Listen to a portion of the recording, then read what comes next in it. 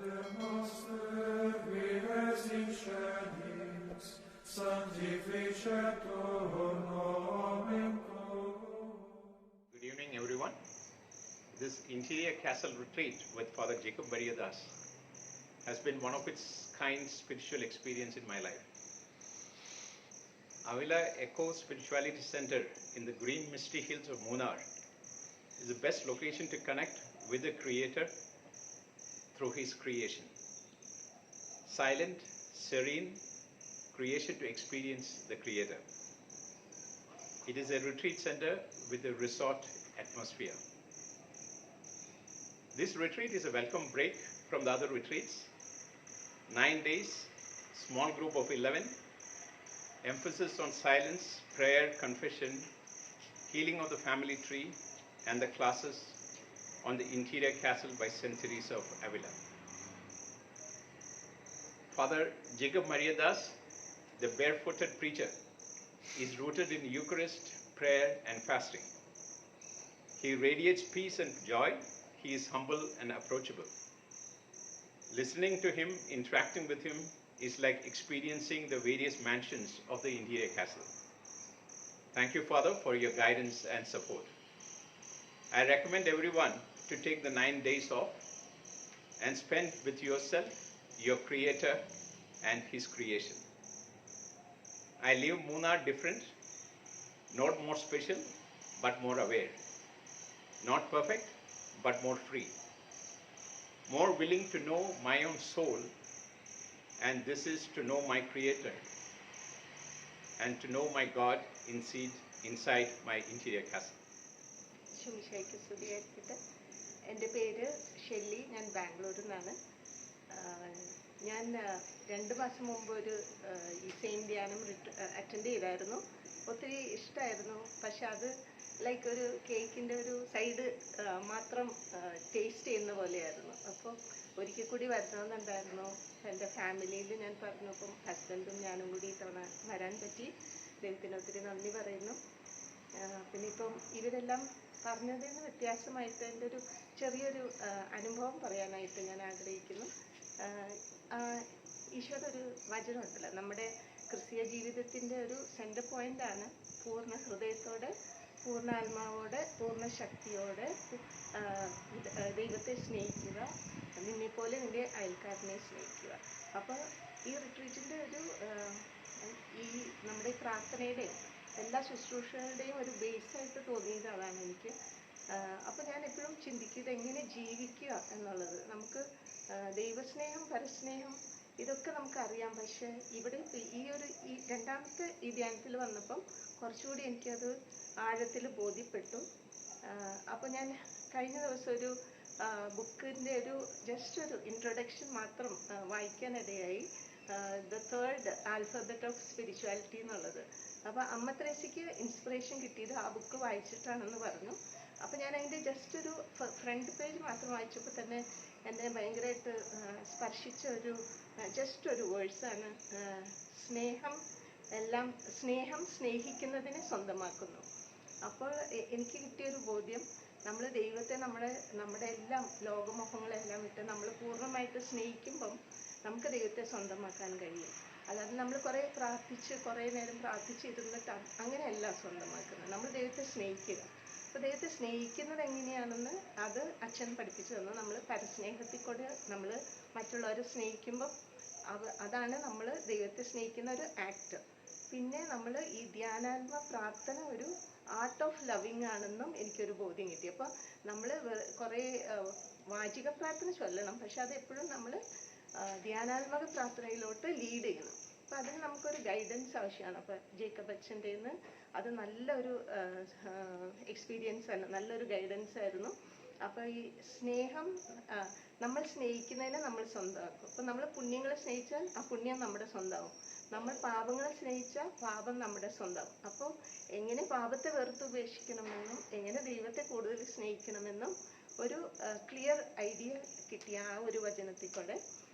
പിന്നെ അച്ഛൻ നമ്മുടെ ഈ ഫാമിലി ട്രീ പ്യൂരിഫിക്കേഷനിൽ അച്ഛന് പറയുന്ന ഒരു ഇതുണ്ട്, ഈശോയുടെ ഒരു തുള്ളി രക്തം മതി ശരിക്കും ഈ ലോകത്തെ മുഴുവൻ പാപമോചനത്തിന് വേണ്ടിയിട്ട്.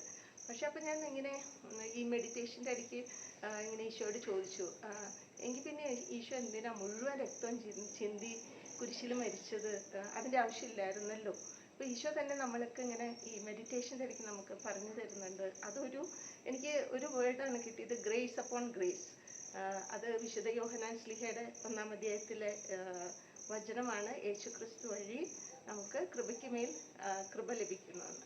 അപ്പോൾ ഈശോ അതെനിക്ക് പറഞ്ഞു തരുമായിരുന്നു. ഈ ലോകത്തിൽ ഈശോയോട് ഒന്നാകാനും നമുക്ക് നിത്യജീവൻ നേടാനും ഈശോ ഇവിടെ നമുക്ക് അത്രയും കൃപയ്ക്ക് മേൽ കൃപ നേടി വെച്ചിട്ടുണ്ട്. അത് നമ്മൾ സ്വീകരിക്കുന്നില്ല. അത് എങ്കിൽ അത് നമ്മുടെ അലസതയാണ്, നമ്മുടെ കുറവാണ്. നമുക്കത് സ്വീകരിക്കാനുള്ള ഇവിടെ അതിനുള്ള ഈശോ അതിനുള്ള കൃപ മുഴുവൻ നേടി വെച്ചിട്ടുണ്ട്. അപ്പോൾ ഈ ഇങ്ങനത്തെ ഒരു ആത്മീയ ബുക്കുകൾ വായിക്കുമ്പോഴും ധ്യാനങ്ങളൊക്കെ അറ്റൻഡ് ചെയ്യുമ്പോഴും നമുക്ക് ആ കൃപ ലഭിക്കുന്നുണ്ട്. നമുക്ക് നമ്മുടെ ആത്മാവിൽ ഒത്തിരി ബോധ്യങ്ങൾ കിട്ടുന്നുണ്ട്. അപ്പം അതനുസരിച്ച് ഇനി ജീവിക്കാനുള്ള കൃപയ്ക്ക് വേണ്ടി ഈശോയുടെ കൃപയെ തന്നെ ആശ്രയിക്കുന്നു. ദൈവത്തിന് സ്തുതി. നമസ്കാരം, എൻ്റെ പേര് ആൻ സെബാസ്റ്റ്യൻ. ഞാൻ ചാലക്കുടിയിലെ മാരാങ്കോട് സെൻറ്റ് ജോസഫ് ഇടവക അംഗമാണ്. എൻ്റെ പാരൻസ് ഫാദറും മദറും 2 മാസം മുൻപ് ഈ ആവില എക്കോ സ്പിരിച്വാലിറ്റി സെൻറ്ററിൽ ജേക്കബ് മരിയാദാസ് അച്ഛൻ്റെ ധ്യാനം കൂടിയ എക്സ്പീരിയൻസ് കേട്ടപ്പോഴാണ്. ഒരുപാട് ധ്യാനങ്ങൾ ചെറുപ്പം മുതലേ പാരൻസ് ആയാലും ഞാനായാലും പങ്കെടുക്കുന്നതാണ്. പക്ഷേ നമുക്കൊരു 9 ദിവസം സൈലൻ്റായിട്ട് സ്പിരിച്വലി അല്ലെങ്കിൽ കുറച്ചുകൂടിയും സൈലൻ്റ് ആയിട്ടുള്ള ഒരു ധ്യാനമാണെന്നൊക്കെ കേട്ടപ്പോൾ ഞാൻ അത് ഫോക്കസ് ചെയ്താണ് മെയിൻലി വന്നത്. അതുപോലെ തന്നെ വളരെ സൈലൻ്റായി സ്വയം സെൽഫ് റിയലൈസേഷനും അല്ലെങ്കിൽ ഒരു ജീസസ് എൻകൗണ്ടറിനൊക്കെ ഹെൽപ്പ് ചെയ്യുന്ന ഒരു അറ്റ്മോസ്ഫിയറും എല്ലാ കാര്യങ്ങളും അങ്ങനെയൊക്കെ തന്നെയാണ്. പക്ഷെ ഞാനിതിൽ ഏറ്റവും എടുത്തു പറയാൻ എൻ്റെ മനസ്സിൽ തോന്നുന്ന ഒരു കാര്യം, ഒരുപാട് ധ്യാനങ്ങളും ഒരുപാട് കാര്യങ്ങളും കൂടിയിട്ടുണ്ടെങ്കിലും അത് കൂടിക്കൊണ്ടിരിക്കുമ്പോൾ അതിൻ്റെ തിയറി പാർട്ട് അല്ലെങ്കിൽ നമ്മൾ പഠിക്കുമ്പോൾ അക്കാഡമിക് സൈഡിൽ പറയുകയാണെങ്കിൽ നമ്മൾ തിയറി പഠിക്കും, ചിലപ്പോൾ മനസ്സിലാവും, ചിലപ്പോൾ മനസ്സിലാവില്ല. പക്ഷെ അതിൻ്റെ ഒരുപാട് പ്രാക്ടിക്കൽ സൈഡുകളാണ് നമ്മളെ എപ്പോഴും എക്സൈറ്റ് ചെയ്യിപ്പിക്കുക. നമ്മൾ ആ വിഷയം എന്ത് വിഷയമാണെങ്കിലും അത് നമ്മളിലേക്ക് നിറയ്ക്കുക. പക്ഷെ ഇവിടെ എനിക്ക് ഞാൻ ഒട്ടും പ്രതീക്ഷിക്കാത്തൊരു കാര്യം, അതിൻ്റെ ഓപ്പോസിറ്റ് കാര്യമാണ് സംഭവിച്ചത്.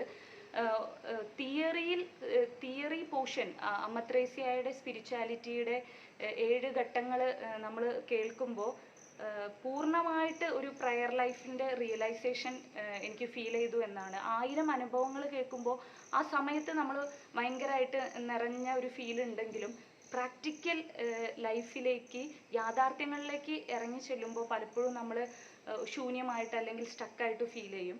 അപ്പോൾ ഏതവസ്ഥയിലൂടെയാണ് നമ്മൾ പോകുന്നത്, അതിൻ്റെ ഏറ്റവും റിയലൈസേഷനും തെറ്റുകൾ തിരുത്താനായാലും നമ്മുടെ ഒരു സ്പിരിച്വൽ ഒരു മെൻ്റൽ പീസ് നിലനിർത്താനൊക്കെ എന്താണ് ചെയ്യേണ്ടത് എന്ന് വളരെ വ്യക്തമായിട്ട് നമുക്കൊരു ധാരണ കിട്ടുന്നത് വളരെ സന്തോഷമുള്ള ഒരു കാര്യമാണ്. പിന്നെ ഇവിടെ കൂടുതൽ 90% കുറച്ച് ഒരു 50 വയസ്സിന് മേലെയുള്ള അവരാണ് വരുന്നതെന്നാണ് ഞാൻ കേട്ടത്.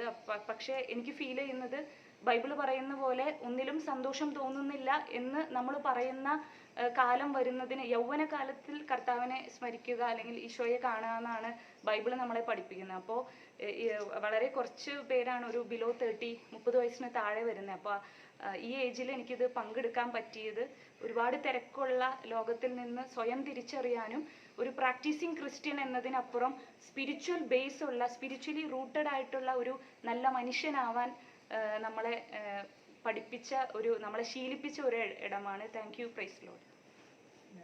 ഫെബിന്നാണ്, ഞാൻ ചാലക്കുടിയിൽ നിന്ന് വരുന്നു. ജേക്കബ് അച്ഛൻ്റെ ആദ്യ ആഭ്യന്തര ഹർമ്മ്യം എന്ന ഈ ഒരു റിട്രീറ്റ് കൂടി അവസാന ഘട്ടത്തിൽ നിൽക്കുമ്പോൾ വളരെയധികം സന്തോഷമുണ്ട്.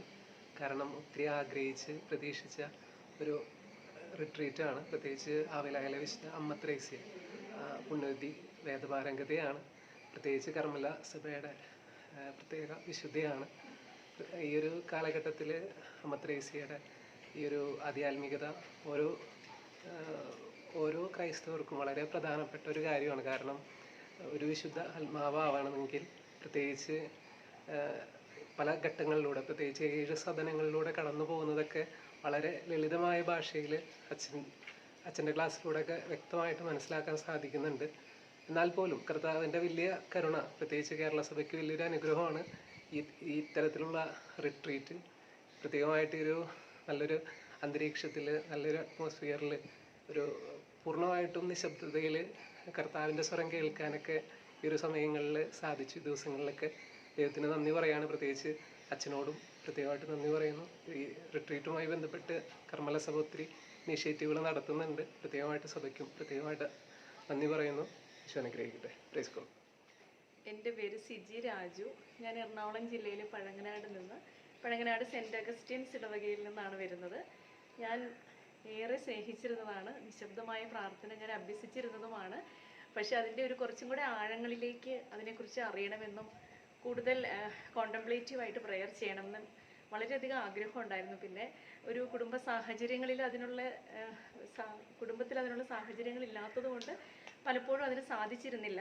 പക്ഷേ നന്മ മരത്തിൽ യൂട്യൂബ് ചാനലിൽ ഈ ആധ്യാത്മികതയുടെ അവസാന വാക്കെന്നും പറഞ്ഞ് ഈ ധ്യാനത്തെക്കുറിച്ച് കണ്ടപ്പോൾ ഞാൻ അന്ന് എൻ്റെ മനസ്സിൽ കുറിച്ചിട്ടതായിരുന്നു, എനിക്ക് എന്തായാലും ഈ ധ്യാനത്തിൽ പങ്കെടുക്കണം.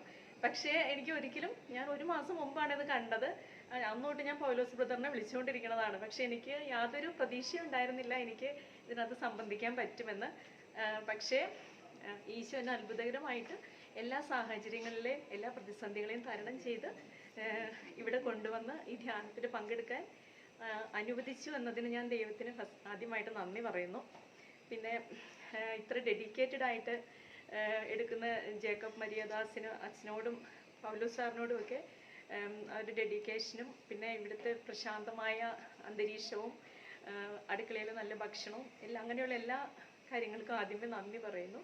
പിന്നെ ഈ ധ്യാനത്തിനെ കുറിച്ച് പറയുമ്പോൾ രാവിലെയുള്ള കോണ്ടംപ്ലേറ്റീവ് പ്രെയർ നമുക്ക് ഈശോയിനെ അനുഭവിച്ചറിയുവാൻ, ഈശോയുടെ ഓരോ വചന അനുസൃതമായിട്ട് ഈശോനെ ധ്യാനിക്കുവാനും അതിലൂടെ നമുക്ക് കിട്ടുന്ന നിവേശിതമായ ബോധ്യങ്ങൾക്കനുസരിച്ച് നമ്മുടെ ജീവിതത്തിൽ പ്രാവർത്തികമാക്കാനുമുള്ള ശക്തി കിട്ടുന്ന തരത്തിൽ ഉള്ള ധ്യാനം ഏത് സാധാരണക്കാരിലേക്കും എത്തിക്കാൻ സാധിക്കും ഈ ഇവിടെ നടത്തുന്ന ഈ പ്രാക്ടീസിലൂടെ. അത് ഡെയിലി മുടക്കം കൂടാതെ പ്രാക്ടീസ് ചെയ്യുന്ന വഴി ആർക്കും സാധിക്കും.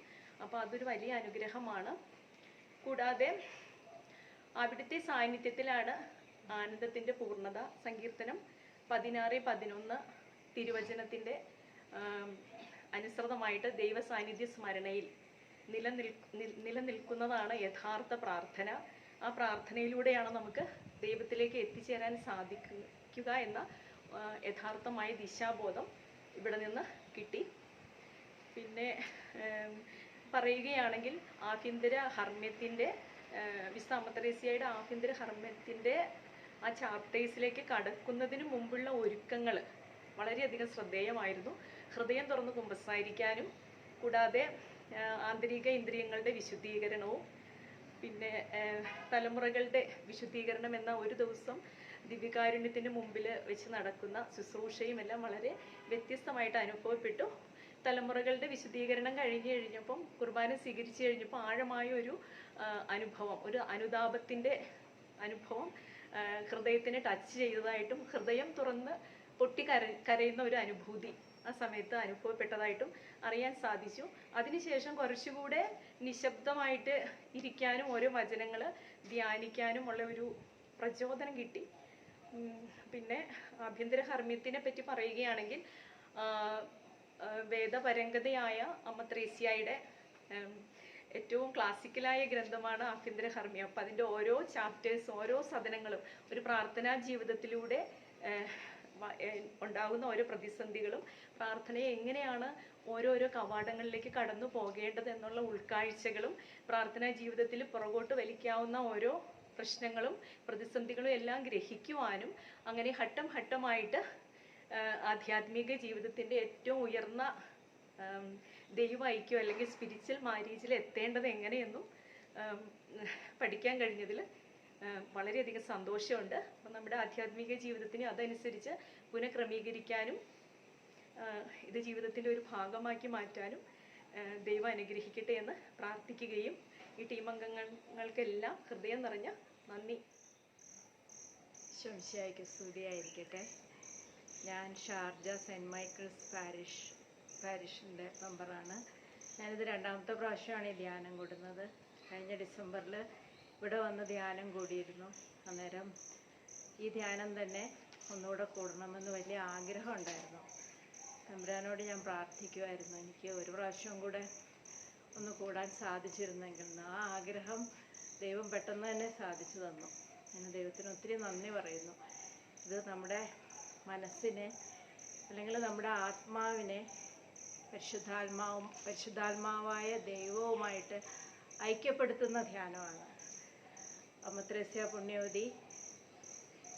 അമത്രേസ്യ പുണ്യവതിയുടെ ആഭ്യന്തര ഹർമ്മ്യം ആ പുസ്തകത്തെ അച്ഛൻ നല്ല ലളിതമായിട്ട് നമുക്ക് പഠിപ്പിച്ചു തരും. ഞാൻ ആ പുസ്തകം വർഷങ്ങൾക്ക് മുൻപ് വാങ്ങി എൻ്റെ കയ്യിൽ വെച്ചിട്ട് വായിക്കാൻ തുടങ്ങിയതാണ്. പക്ഷേ കുറച്ച് വായിച്ചു കഴിഞ്ഞപ്പോൾ എനിക്കത് കാര്യമായിട്ട് മനസ്സിലായില്ല. അങ്ങനെ അത് വായിച്ച് കംപ്ലീറ്റ് ചെയ്യാൻ പറ്റിയില്ല. അപ്പോൾ കഴിഞ്ഞ പ്രാവശ്യം വന്നപ്പോൾ അച്ഛൻ അത് വിശദീകരിച്ച് തന്നപ്പോൾ കുറച്ച് മനസ്സിലായി.